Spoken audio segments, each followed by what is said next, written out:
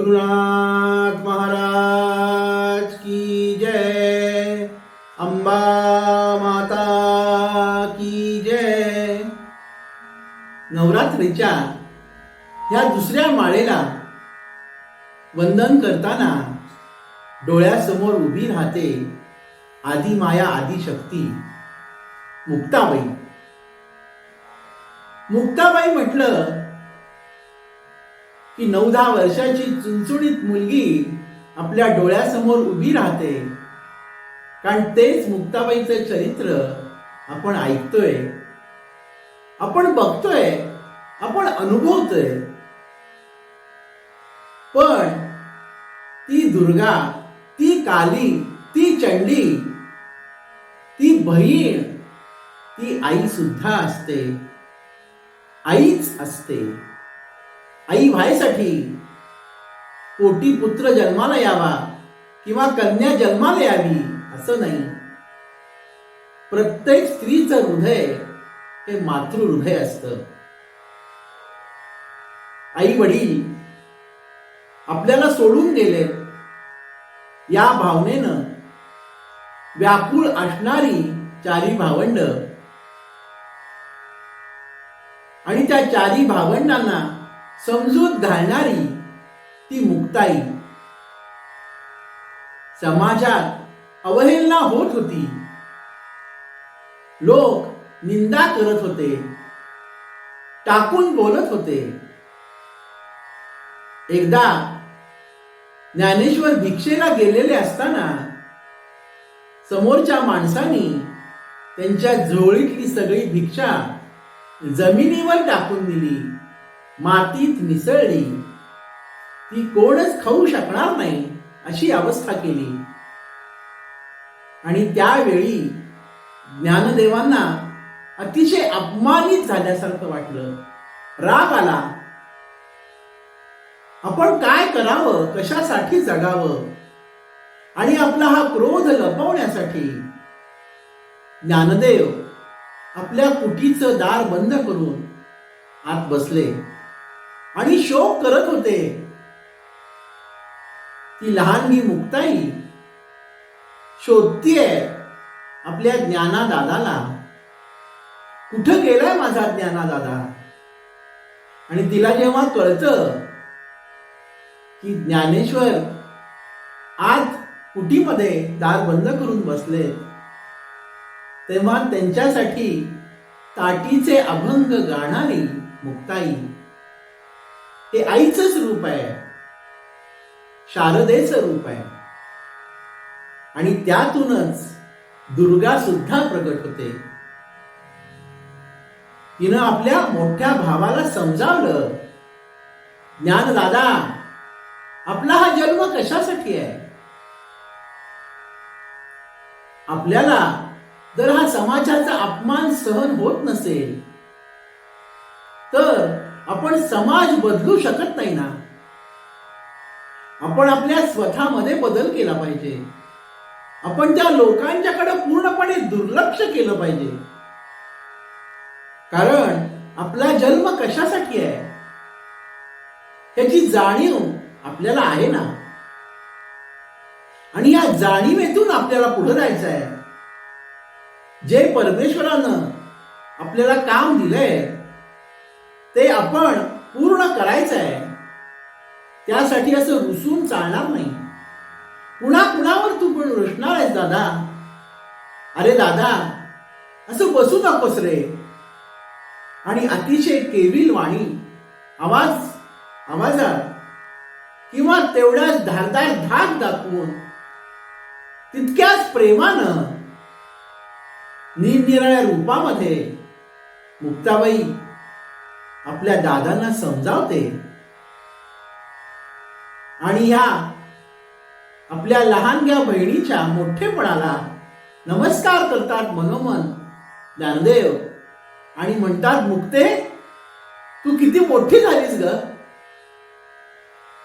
तू आईच आहेस, तू आदिमाया आदिशक्ती आहेस.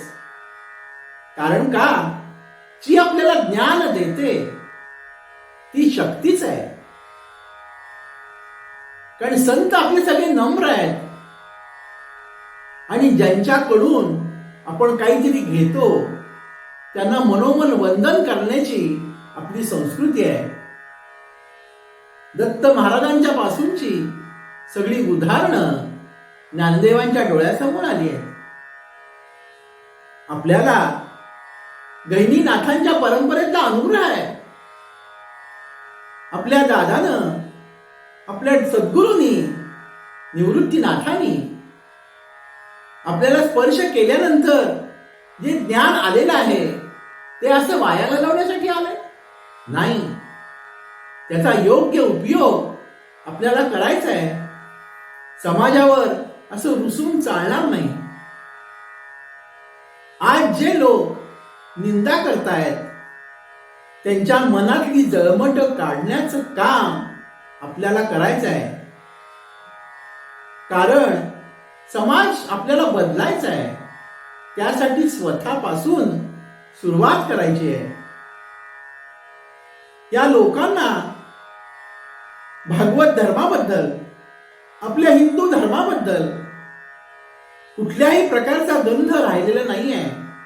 सगळेजण कर्मठपणे वागतायत आणि कर्मठपणे वागण्यात स्वतःला कृतार्थ समजतायत. तर कर्मठपणानं वागणं योग्य नाही हे लोकांना समजून द्यायचं आहे. ज्ञानेश्वर माऊली मुक्ताबाईंना अतिशय प्रेमानं जवळ घेतात हो.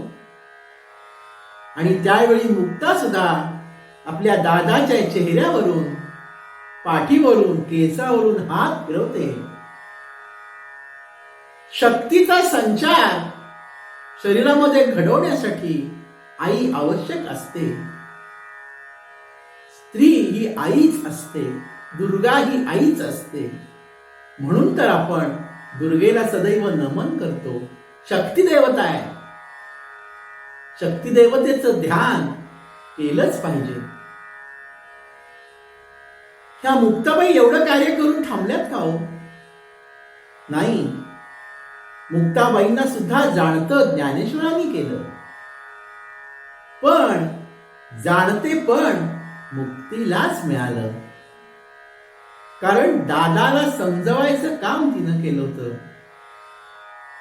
संपूर्ण प्रवासात दादा बरोबर राहणारी मुक्ता, आपल्या सोपान दादाला समजावणारी मुक्ता, निवृत्तीनाथांचा आदेश मानणारी मुक्ता आणि त्या आदेशानुसार चालणारी मुक्ता, ही सगळी स्त्रीची अनेक रूप आहेत. स्त्री ही कुणाची तरी आई असते, कुणाची तरी मुलगी असते, कुणाची तरी पत्नी असते, कुणाची तरी बहीण असते, कुणाची तरी सून असते. पण ती एकच असते. प्रत्येक नात्याला न्याय देणं हे तिच्या हातात असतं आणि ते कर्तृत्वानं ती करत असते. सर्वमंगल मांगल्ये शिवे सर्वार्थ साधिके शरण्ये त्र्यंबिके गौरी नारायणी नमोस्तुते. कारण महाकाली, महालक्ष्मी, महासरस्वती सगळ्यांचं एकत्रीकरण त्या शक्ती देवतांमध्येच आहे. आपण शक्ती देवतेची उपासना करताना आपल्यातल्या संतांना शोधायचं आहे, त्यांना वंदन करायचं आहे. कारण संत म्हणजे देवाचं दुसरं रूप आहे. कारण परमेश्वराला प्रत्यक्ष पाहण्याची सामान्य माणसाची योग्यता नाही आहे. तर आपल्याला परमेश्वर पाहायचा असेल तर आपण सगुण उपासना करणारे आहोत. तर आपले हे संत आपल्याला ते मार्गदर्शन करतात आणि त्या तत्वापर्यंत नेऊन पोहोचवतात. तशा या तत्वापर्यंत नेऊन पोहोचवणाऱ्या मुक्ताबाई हो, एवढीशी लहान मुलगी चांग देवांना अनुग्रह देते, त्यांची गुरु होते, कित्येक जणांना उपदेश करते आपल्या कृतीतून. ही मुक्ताई, आपण मुक्ताई सुद्धा म्हणणं चुकीचं आहे, संत मुक्ताबाई. पण त्यांच्याकडे बघताना आपली नजर बहीण म्हणूनच जाते.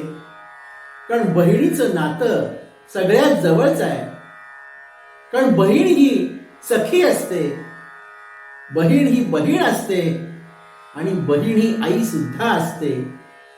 प्रेमाचा धाक आणि आपुलकीचा ओलावा देणारी बहीण ही नाती संतांनी दाखवली आहे. कारण समोरच्याला आपण सोयरा बनवायला पाहिजे असं प्रत्येक संत म्हणतात. अहो, पांडुरंगाशी सुद्धा नातं जोडणारे आपले तुकाराम महाराज ते सुद्धा म्हणतात, रखुमाईच्या पती सोयरिया. पण मुक्ताबाईंना आपण ताई म्हणणं किती सोयीस्कर आहे. कारण का, ती स्त्री शक्ती, ती स्त्री रूपिणी दुर्गा सदैव आपल्याला चैतन्य देते. आणि या चैतन्याचा झरा वाहत ठेवण्यासाठी, चैतन्याची ज्योत आपल्या हृदयामध्ये तेवत ठेवण्यासाठी आपला हिंदू धर्म, आपलं राष्ट्र, आपली संस्कृती जपण्याचं आपल्याला सामर्थ्य देते. आणि या सामर्थ्य देणाऱ्या शक्ती देवतेला, मुक्ताबाईंना आज या नवरात्राच्या दुसऱ्या माळेच्या प्रसंगी आपण शतशः शतशः नमन करतोय. अंबा माता की जय. सद्गुरुनाथ